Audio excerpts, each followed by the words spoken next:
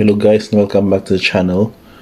For this video, we're just going to have a discussion of what our Prerelease deck was built, how it was built on yesterday's Streets of New Capenna Prerelease at Pro Reis place. So just going to start by distributing the cards. This is the build of our pilot friend, Mr. Oliver Mastelero. Just going to drop each of the basic lands and also the non-basic lands that was used in the build, along with some of the choices of the cards that's included out of his sealed deck. I think he used the Obscura, or the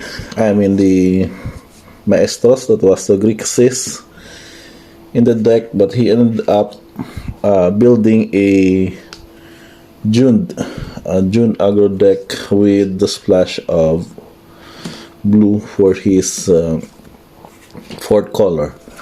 So basically it became a mid-range control deck, and at the same time it's a combination of the four colors, which we would think that's quite unusual, given that most support are for the three colors because of the families. No.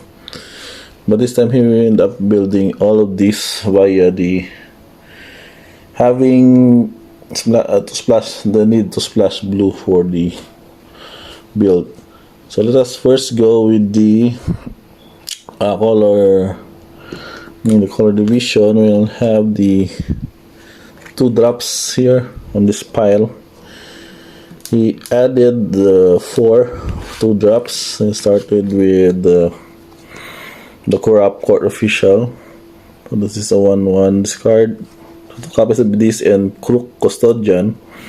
An Ogre Rogue, total cost 3 true that comes to play tap. So 4 of the 2 drops.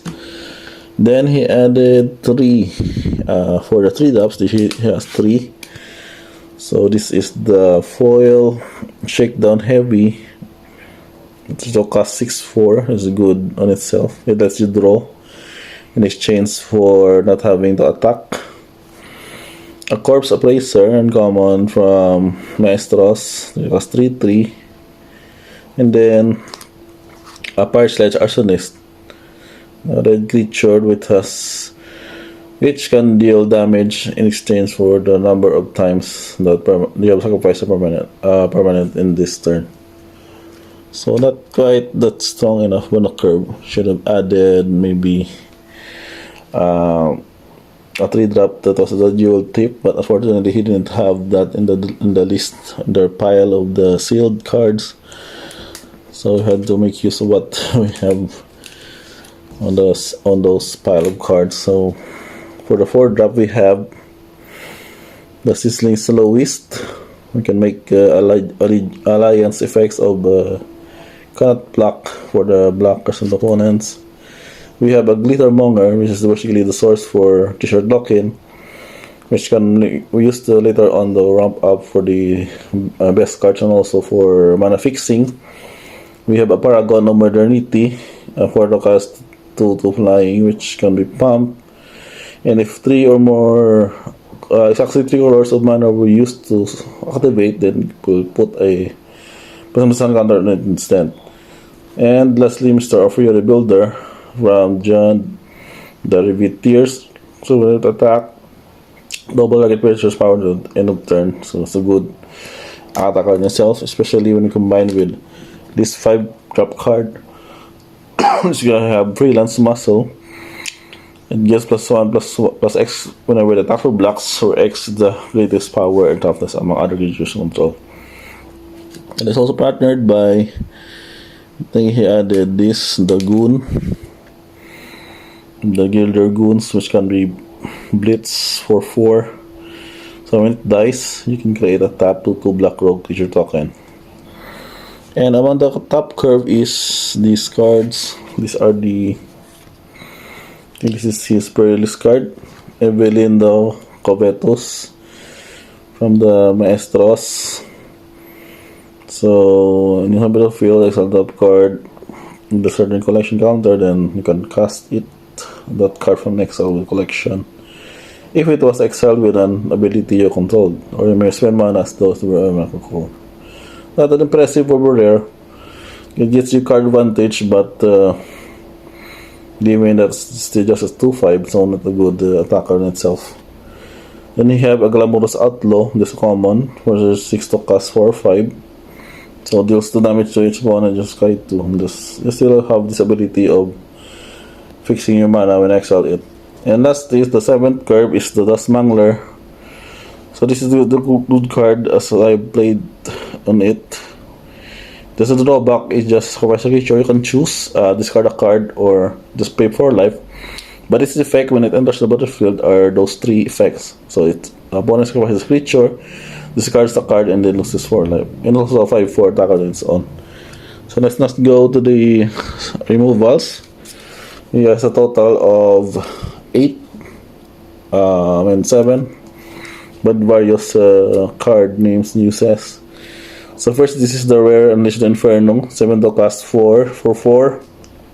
7 damage for 4, and you can deal excess damage to deal out artifact or channel when upon controls with mana value less than or equal to that excess damage. So this is good 2 for 1 itself. Just the drawback is just the 3 colors. Then we have Grisly Sigil with casualty 1, so it was deal damage, 3 damage, and then otherwise just deal 1 damage and you gain 1 life. So Strangle as state bolt for the creature, the Planeswalker, at also speed. Then Ready to Rumble, 5 damage for 5. Then you can also choose to destroy the artifact. Germinate, sacrifice effects, just player out of the 2 creatures chosen. You have got the profits for the card draw and lose life with a casualty of 3. So you can copy it for 3 with sacrificing a creature with 3 power or greater. And let's but not the least light him up for 2 to cast 2 damage with casualty 2 to copy it and choose another target for it. So just only for creature or Planeswalker. Still good nonetheless. And the card division is you have the fixer cards, Sparacid Quarters, Train Station 2, Waterfront District for blue-black, and some fetch lands, sort of fetch, common fetch. Reader's Outlook, Cabality Courtyard, Maestro's Eat Theater, and 2 copies of it, along with basic lands. So overall, it went 3-0, and then we decided to draw with the other 3-0 in the last game to secure our prize.